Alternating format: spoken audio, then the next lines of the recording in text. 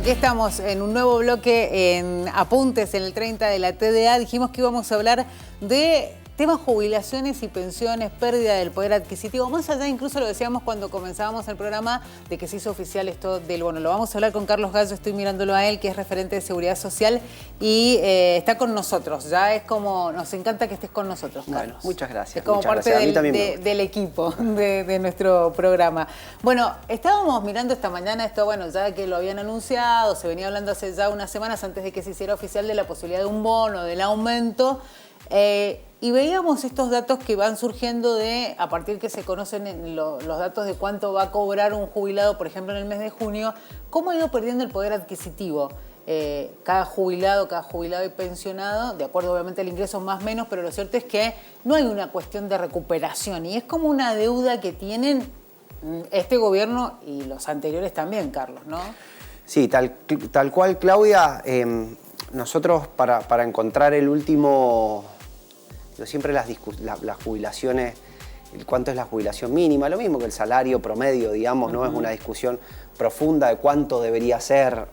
Bueno, siempre hay una expectativa. Ideal, sí. El ideal. Nosotros para remontarnos, la verdad, a los valores más altos, al menos en las últimas décadas, nos tenemos que ir al 2015, en la cual teníamos una jubilación mínima en dólares que superaba los $450. Sí. Sí, pensemos que hoy debería ser una jubilación mínima de 500.000 pesos mínimo, ¿no? Claro. Fuera de la inflación en dólares que hemos tenido, que ese viene a ser otro problema actual, digamos, ¿no? Sí. Y de coyuntura.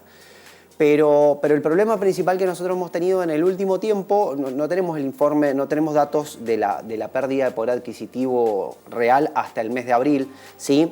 Digamos, hay algunos informes ya que dicen al mes de abril que, por ejemplo, del 100% del ajuste que ha hecho el Estado Nacional, que le ha permitido tener este superávit, del 100% del ajuste, el 36% fue en jubilaciones y pensiones, por ejemplo. Tal cual. Por lo tanto, tenemos que asumir que han perdido poder adquisitivo las jubilaciones y pensiones, fuera de lo que dice el presidente Javier Milei de que la jubilación mínima en dólares estaba en $80 en diciembre y hoy está en 200. Cálculo en base a no sé qué dólar, además de la... Sí, porque tenemos muchos dólares, cálculo, digamos. ¿no? Sí, a mí no me da el cálculo con ninguno de los dólares, ¿no? Pero fuera de eso, el cálculo real es el poder adquisitivo de las jubilaciones y pensiones. Y bueno, él mismo dijo que se hizo un ajuste y que parte del ajuste está en jubilaciones y pensiones. Pero el problema principal a esto que vos decís es que, bueno, tuvimos una pérdida de poder adquisitivo que rondaba el 30% en los primeros meses del año. Con la caída más fuerte, de acuerdo a los datos que hay, ¿no? Que son oficiales, que se sintió mucho más en el bolsillo de jubilados y pensionados en el mes de febrero, que fue el impacto más fuerte. Exactamente, sí. Exactamente. Por eso yo decía en los primeros meses del año. ¿Qué es lo que pasó? ¿Qué ha pasado? Tuvieron una pérdida de poder adquisitivo muy importante en los primeros meses y después lo que hizo el gobierno fue ajustarlo por inflación. O sea, una vez que cayó 30% aproximadamente el poder adquisitivo de las jubilaciones y pensiones, lo que hace el Estado, Javier Milei, es congelarlas. Sí. Porque si tenés un 10% de inflación, tenés un 10% de aumento. ¿Cuál es el problema? Que encima el retraso viene con 2 meses para atrás. Sí. Por lo tanto, los meses en los que más inflación hubo, que fue diciembre y enero, no tuvimos el ajuste por inflación, tuvimos el ajuste, la actualización vieja.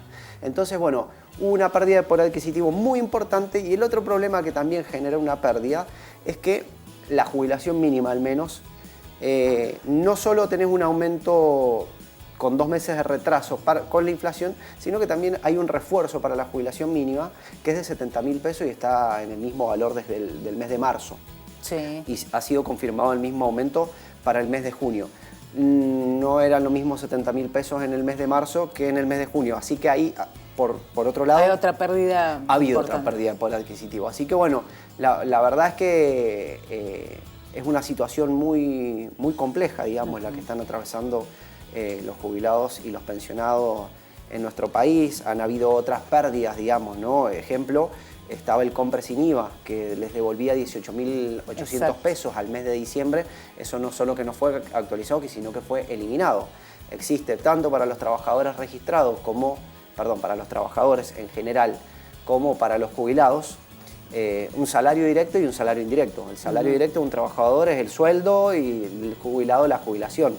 pero existen medidas de salario indirecto. Si yo tengo un subsidio en la boleta de la luz, por ejemplo, bueno, es dinero que me estoy ahorrando. Claro. Si la boleta de la luz son 100.000 y yo estoy pagando 20.000, bueno, tengo un 80.000 pesos, perdón, que está subsidiando el Estado y que es de alguna manera un salario indirecto para el trabajador. Bueno, para los jubilados y pensionados, la eliminación del compre sin IVA también para muchos de ellos fue quienes lo utilizaban, que era muy simple, por otro lado, era utilizar la tarjeta de débito para comprar solamente, tenían también una devolución en ese sentido. Así que la solución a esto es que el Congreso de la Nación, la Cámara de Diputados, que es quien lo tiene hoy en día en sus manos, al parecer entre distintos bloques de la oposición hubieron varios dictámenes, varios proyectos, perdón, y al parecer están trabajando para ponerse de acuerdo en varios de los bloques de la oposición para tener un dictamen conjunto y poder abordar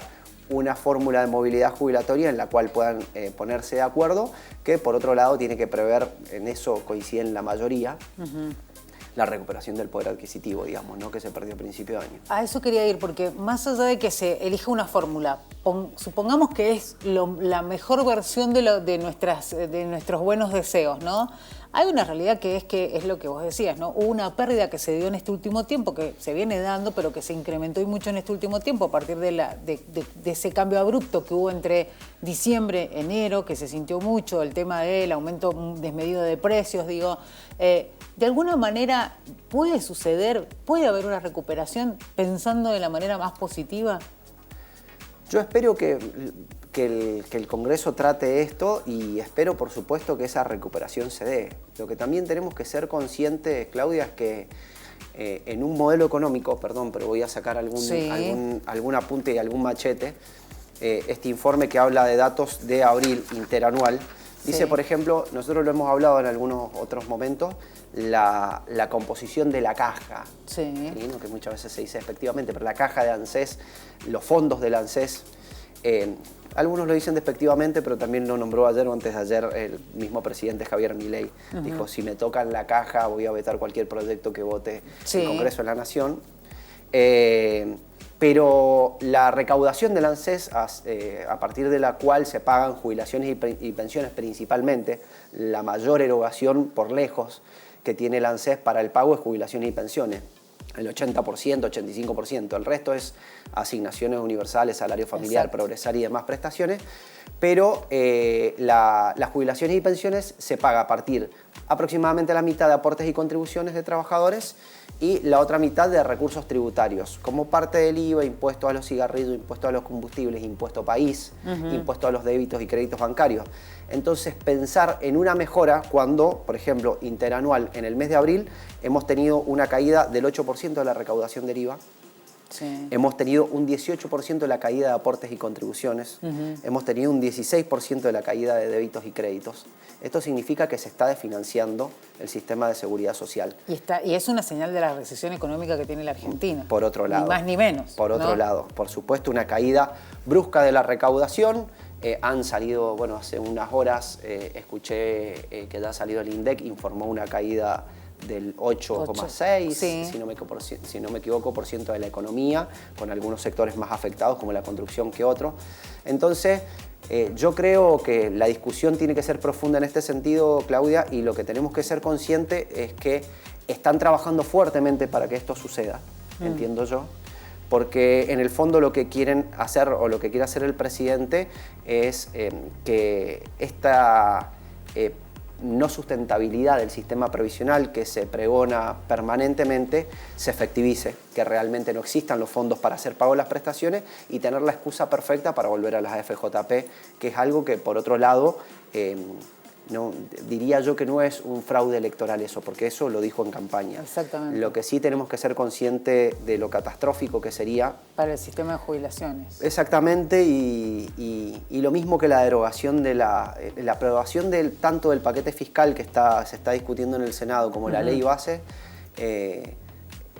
nos llevarían vertiginosamente hacia ese camino, porque por otro lado... Es el objetivo que tiene, claramente, sí, el gobierno, digo, sí, de financiar para, como decíamos, justificar, decir, bueno, esto no funciona, tenemos que recurrir a otro método, ¿no? Por supuesto. A ver, el sistema funciona de esa manera. Aportes y contribuciones, recursos tributarios. Cuando no alcanza el dinero, tiene que generar el aporte el Tesoro de la Nación. Mientras más aporte tenga el Tesoro, el año pasado, por ejemplo, no tuvo que aportar 0 pesos el Tesoro para el pago de las prestaciones del ANSES, 0 pesos. Lo que van a llegar a forzar es que cada vez que empiece a tener que aportar el Tesoro y tenga que aportar cada vez más. Cuando eso suceda, van a decir, esto no funciona, necesitamos, digamos, este sistema no es sustentable, hay que aumentar la edad jubilatoria, hay que volver a las AFJP, un sistema de capitalización individual, este sistema solidario y de reparto no funciona. Por lo tanto, me parece que lo importante de lo que tenemos que ser conscientes es de eso, fuera de que la ley bases afecta no a los jubilados directamente con respecto a la derogación de la 27705 de la Ley de Plan de Pago de Deuda Previsional, mal llamada moratoria previsional. Sí. Eso el problema no es para los jubilados actuales, sino para los que nos vamos a querer jubilar en algún momento.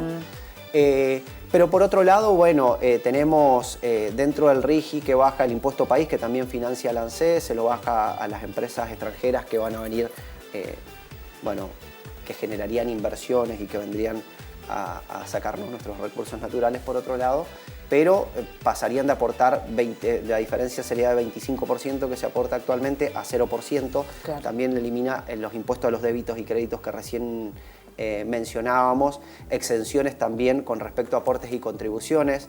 Dentro de la ley bases permite que quienes terminan premiando el trabajo no registrado, por lo tanto, por ejemplo, un empleador que tiene hace años un empleado en negro, permite blanquearlo sin pagar multa y los últimos 5 años le cargan los aportes y contribuciones como si efectivamente los hubiera hecho en el historial laboral de ANSES, le van a cargar, pero quien se va a hacer cargo es el Estado, con los mismos fondos que tiene, no se va a hacer cargo el empleador. Entonces existen esas, entre otras, una serie de medidas que van a afectar fuertemente el financiamiento de nuestro sistema de seguridad social. Así que... Qué futuro sombrío. Nos tenemos que ir al corte, Carlos. Siempre es interesante hablar con vos, pero no quiero dejar de mencionar esto porque vos hablabas de financiamiento, en definitiva, de lo que termina convirtiéndose en la jubilación.